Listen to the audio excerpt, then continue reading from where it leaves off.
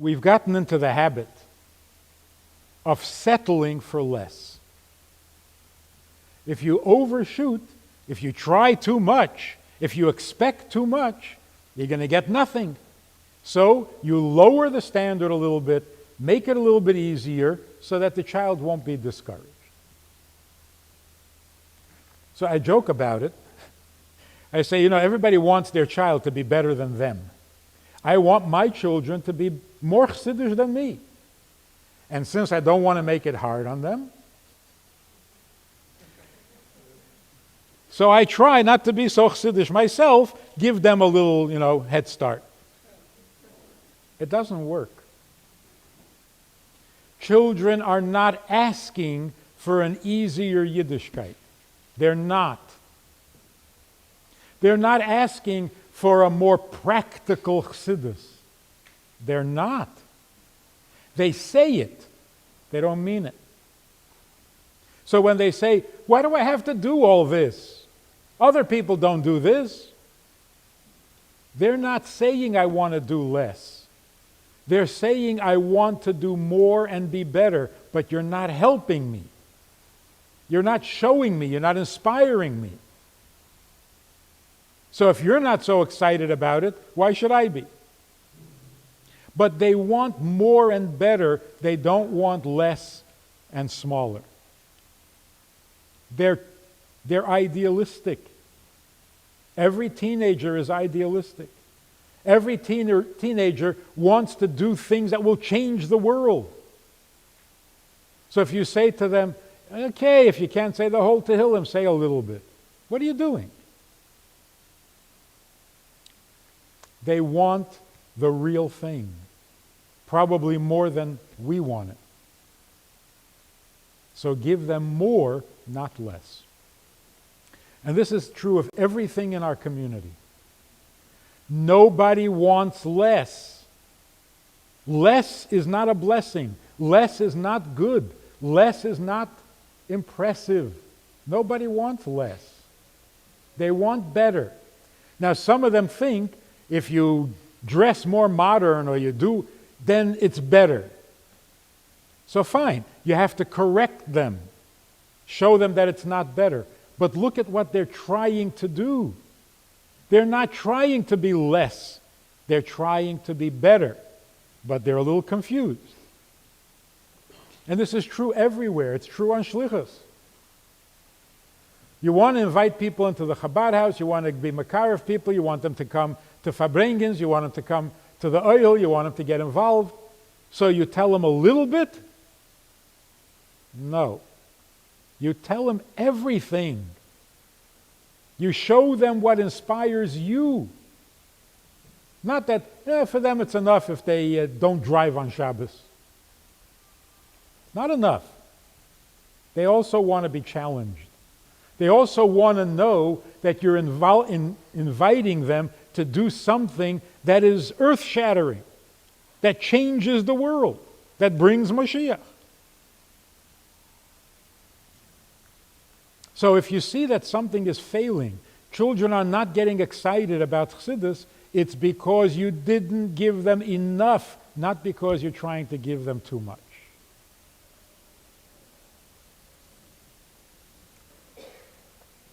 There's an old saying, 3 things must affect a person. Money must make you arrogant. If you have money and you're not arrogant, you don't have enough money. Mashke must make you drunk. If you drink and you're not drunk, you didn't drink enough. And Chassidus has to make you edel. If you're not any more edel than you were before, you haven't learned enough. So if you see children who supposedly have been learning, but there's no edelkeit, don't teach them less. Don't expect less. Give them the real thing. Give him more, and it will have an effect, because it must have an effect. You can't learn Chassidus and not become edel. Can't. It's like drinking and not getting drunk. You can't. So what does it mean, give him more? It doesn't mean scream at him more. It doesn't mean punish him more.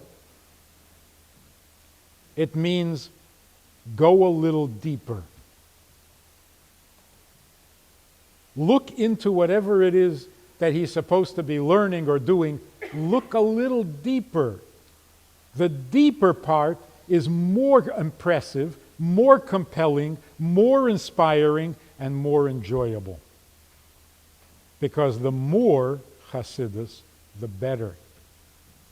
So if he is not feeling that, if he doesn't feel compelled, he doesn't feel inspired, and he doesn't feel the pleasure, it's because he didn't get it.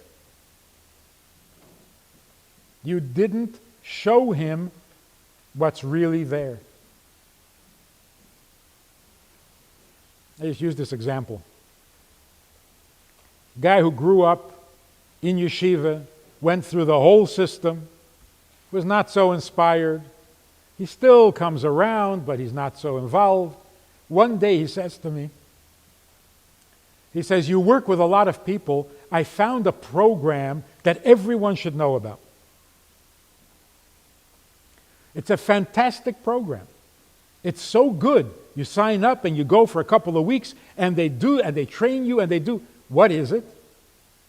It's called impulse control methods. It's so good. He says, since I started doing it, my day is a day, I get things done, I feel more in control. He says, how come nobody taught us this in yeshiva? I said, they really did. They called it iskafia. He says, that's what it meant? So, why did he reject it while he was in yeshiva? Because he had no idea what it was. Every time he heard the word iskafia, it felt like, okay, he can't do this, he can't do that. Felt like a policeman. He goes to this program where you learn impulse control. Oh, that's like a sergeant. I come out of there like a mensch. A policeman doesn't make a mensch out of you. So he heard the words iskafia 100 times, 1,000 times. He hated it every time. And now he finds impulse control. And you think, wow, that's impressive. That's a great thing. Everyone should have this. Yes, everyone should. Not after you're married with 4 children. When you're 14 and start learning Chassidus, you find out that impulse control is a wonderful thing. Makes a mensch out of you.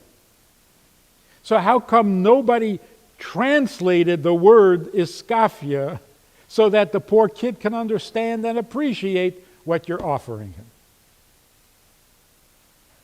So he rejected it because he doesn't want. He had no idea what he was rejecting. So this is the moral of the story. If a kid says, I'm not interested, he's telling you you're not giving him enough. You're not making it real enough. You're not making it rich enough. You're not making it challenging enough.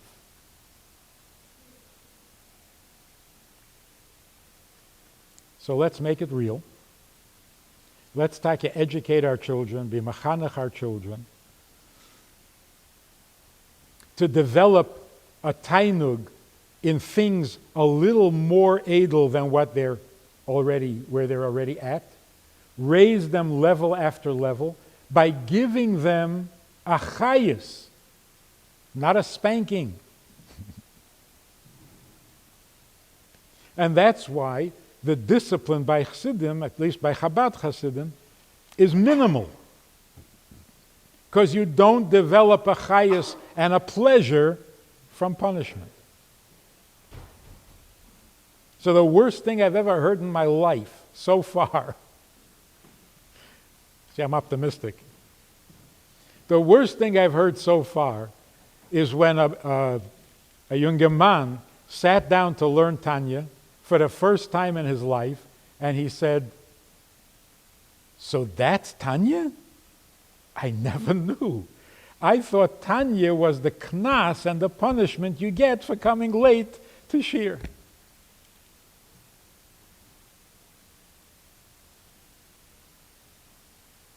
We want people to feel like Tanya is a punishment, or you want people to feel like Tanya is the most pleasurable experience in the world. So I heard this from a young woman who had become observant only a year earlier.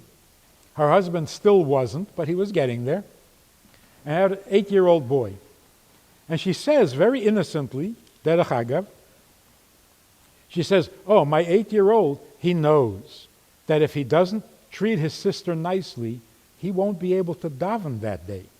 I won't let him. What do? The exact opposite. Stop fighting. Go daven. And we do that all the time. What are you doing? What's wrong with you? Go daven.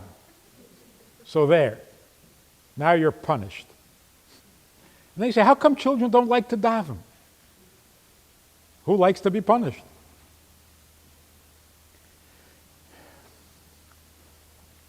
One of the best ways to do this is to go back to those things that gave you chayas, the things you enjoyed, the things that gave you pleasure in Edelkeit, in a Chassidische story, in a Perek Tanya, in a Sicha, in a Miftzah, a Mitzvah. Where is your Tainug? Let your children know. Let them see. It's the best thing.